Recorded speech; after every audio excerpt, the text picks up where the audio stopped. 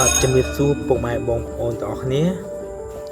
ហើយយុគនេះដែរខ្ញុំមានរឿងថ្មីមួយទៀតហើយដែលទៅនឹងចេញបងប្អូនរឿងហ្នឹងមានចំណងជើងថាអាណាចក្រធម្មពលវិញ្ញាណហ្នឹងបងប្អូនចង់ចូលមើល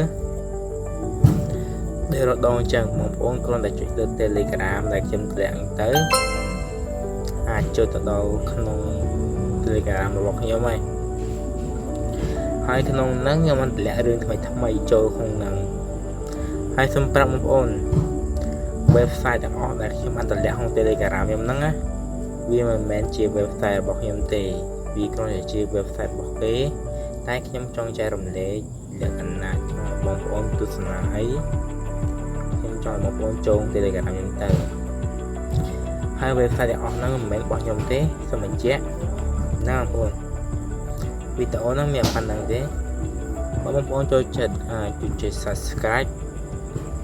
រូបកណ្ដឹងអ្នកមួយមកហើយនឹង like អ្នកមួយ comment ហ្នឹងបងប្អូនមានប៉ុណ្ណឹងហើយអរគុណច្រើន